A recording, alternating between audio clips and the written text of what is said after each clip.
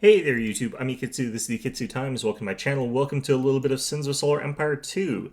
So today we're talking about the Ogrov torpedo cruiser, which is a bit of a weird ship, but we'll get into that. Not one that you're likely going to see in a ton of your games, although they are very, very good and very useful. They're just hard to get in any good numbers, and they're kind of very single-minded in terms of their use there. So let's take a look at What can I statistics here. wreck for you? Ogrov torpedo cruiser's got 300 durability, 1,320 armor points, 1,875 hull points, so it's very, very durable. It's got 40 armor strength, 625 maximum speed for its hidden statistics, and you might notice that it does not have an attack despite being a torpedo cruiser.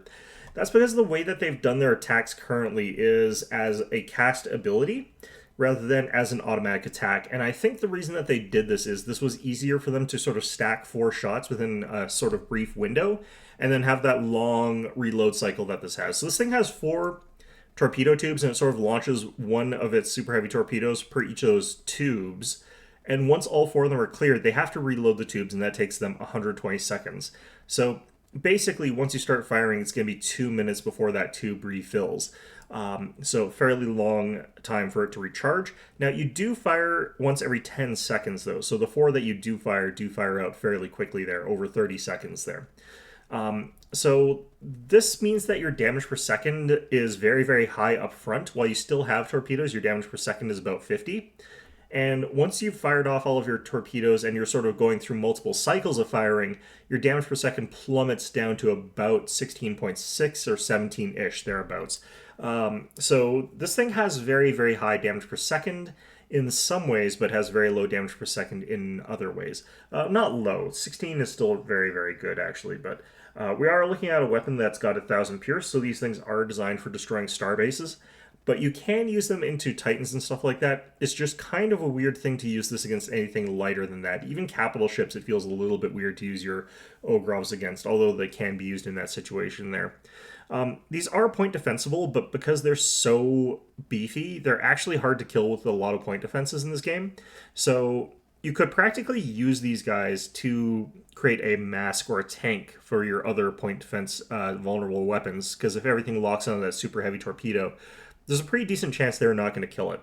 One thing about these things as well is they've got that 15,000 range, which is enough that you're not going to get intercepted by pretty much any starbase that's out there. So, yeah, these things are fantastic at their particular role. The reason you're probably not going to see them is a little bit awkward here. So, these things cost a unit of Taranite. This is that sort of resource that you use to build your capital ships and to get some of the more expensive tech out there or to build star bases. So this is being sort of compared in terms of the exotic resources to something like a star base.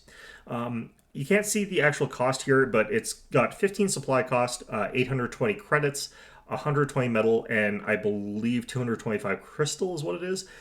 So it's not too expensive until you look at the fact that it takes that Tauronite.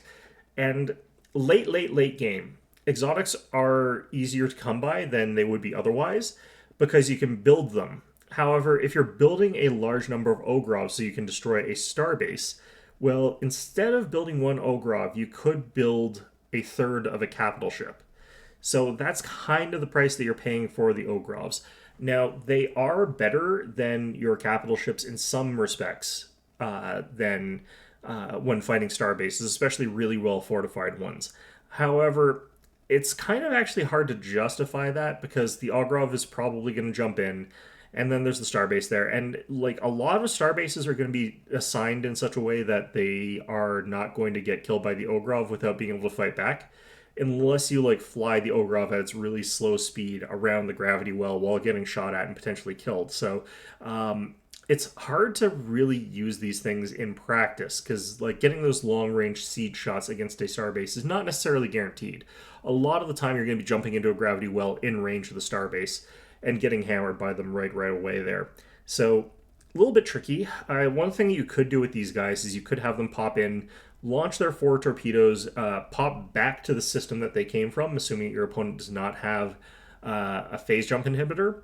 And then once you've repaired them again, once you've got their torpedoes all back up, you hop them back into the gravity well, you fire again at the starbase, and you just keep doing that back and forth while your main fleet's sort of fighting it out. That's another way to use these guys, but yeah, it's just really hard to mass all of that Tauronite to justify getting the Ogrovs.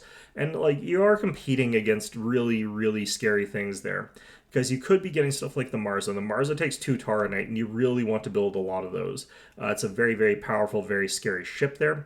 The other one is the Cole. That one requires 1 Tauronite, and then the Sova, the carrier. Actually, no, it doesn't. So, yeah, I guess it's just really the Marza and the Cole that you really want there. For some reason, I thought the Sova did, but regardless, it's an expensive and difficult to manufacture resource there. You have to have like a bunch of civilian techs before you can actually build them yourself. Otherwise, you have to get lucky and get them. And it's always better to get the capitals if you're not capable of producing your own exotics. So yeah, I don't necessarily think that this is an easy unit to mass, but once you do have the ability to build some of them, if you have got like just way more Tauronite than you know what to do with, because of the planets that you've got, if you've got like a bunch of exotics refineries and you're capable of churning these things out really, really quickly without stopping your capital ship production, because like if you've got the option here, I would definitely get the capitals instead of getting the Ogrovs. Generally speaking, if you can build both, I would definitely say that this is a very powerful ship, especially in the late game for breaking through enemy defenses that you're having trouble with otherwise. So yeah, I think this is a good ship. It does what it does well. It's just very expensive. It's very single-minded. You're only going to want to break these things out if you absolutely need the firepower to like break a Titan or you need it to destroy a starbase. Other than that, you're not looking at this as a general purpose damage dealer. Now, if you just are in a very dominant position, these could still win you a game against somebody. I'm not going to say it can't, but like I said, it's just very expensive and the opportunity cost is extremely high. You would be better off getting more Marzas rather than getting Ogrovs if you're already ahead. So anyway, let's take a look at the sort of stuff that you can do to bump these guys up there. So these things are all the way up in Tech 4, which is really, really late into the tree there. And you need actually some tech, you need some exotics just to unlock military tech 4 to begin with. So these things are ridiculously expensive to get access to. And they're definitely here for this sort of late game sort of thing. But to note, star bases are way back here. This is where you can get star bases in Tech 2. So these things are really only going to be there for defeating entrenched late game star bases that have got lots and lots of upgrades. You're ideally going to want to figure out how to defeat a star base without these guys, or if you want to, you can entrench yourself into your own sector of the galaxy, make it so that you're as beefed up as possible, and start building Ogrov so you can line break your opponent really quickly and efficiently. Those are sort of the ways that you can sort of do that. So in terms of like this other stuff here, I'm not actually 100% sure, if I'm totally honest with you, if any of these upgrades do work for the Ogrov. My understanding is they don't, but the reason I don't think that any of this does work for these is simply because it counts as a castable ability with 500 damage. It doesn't count as a weapon. So my understanding has always been that it's not a missile, and it's not listed here as a missile. It shouldn't count there. I don't believe that's any of this stuff because this is planetary bombardment damage only.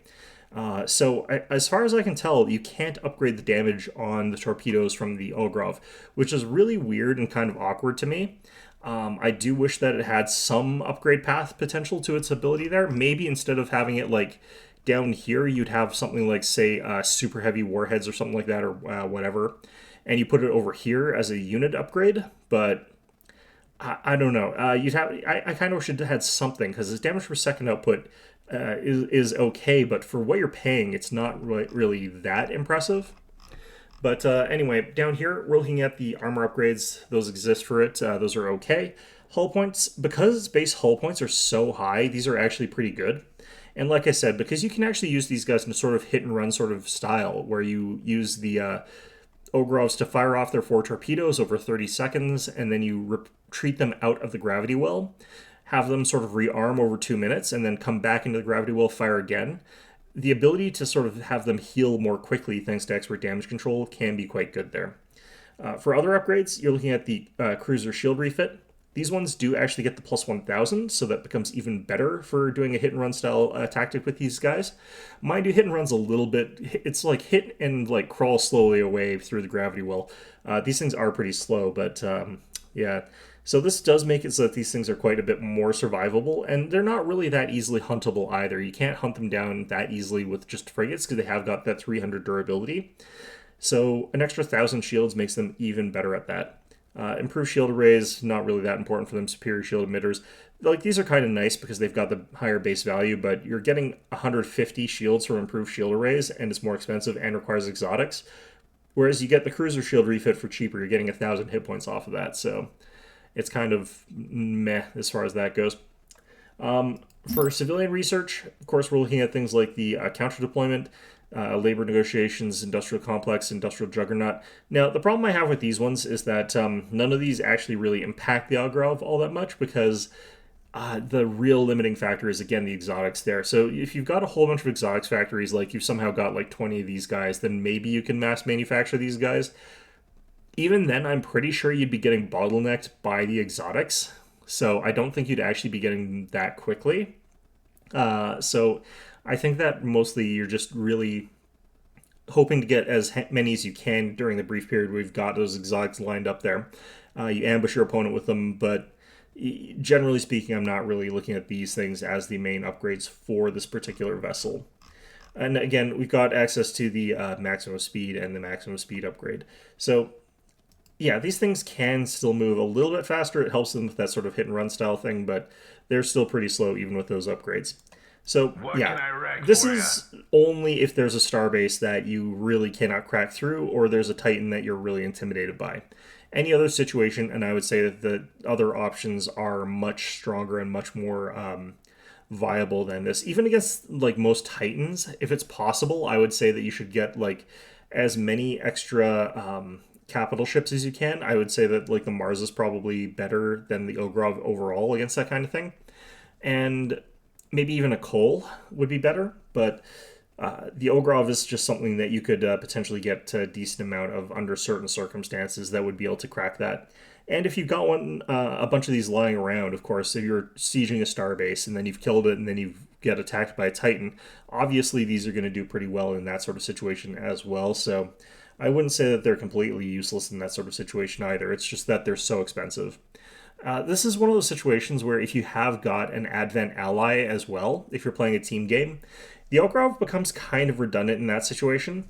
The Ogrov costs a lot more than the Destra Crusader. The Destra's flaw, if you want to call it that, is that its range is less than that of a starbase, meaning that the Destra gets into range of the starbase, it gets shredded, it shreds the starbase. Both of them are taking humongous damage.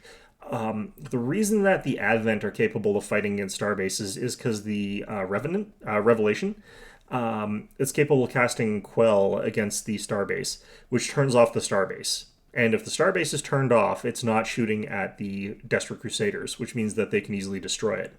Same thing if you're the tech player. If you're a tech player and you've got an ally that can just turn off starbases, you don't need the Ogrovs. The Ogrovs are only the really big advantage that they are because they can ignore the starbases because they can fire from outside of its range. Meaning that your opponent has to fight your fleet. If they don't have the ability to fight your fleet, then the Ogrovs will just sort of slowly kill the starbase, or not even that slowly necessarily. They'll pretty quickly kill the starbase. Whereas if you're fighting the starbase without Ogrovs, even your capitals could get chewed up pretty badly in that sort of circumstance, especially if it's a heavily upgraded one. So having access to this is kind of necessary for that kind of line breaker duty that you're otherwise not really going to be able to do. So yeah, that's the Ogrov torpedo cruiser. It's not upgradable in a very relevant sense there. It's very beefy and durable, but it's also very expensive, so you don't want to use it for tanking either. And its role is very limited in what it does, but it's fairly good at that role. Definitely something useful to remember. Don't forget that you've got it in the roster. Like, I think that'd be easy if you're playing as tech to find yourself in a situation where you're having trouble cracking through an enemy defender, and you just sort of forget about the Ogrov torpedo cruiser. You're just like building more capital ships, you're just building Titans and stuff like that, and you're getting sort of repulsed because your opponent's defending their star bases effectively. Having the Ogrov sort of in the background while the main battle is going on can also make it so that the star base goes down fairly quickly. So in any event, though, that is going to be our video for today. Hope you found this one enjoyable, and of course, as always, hope to see you guys all next time.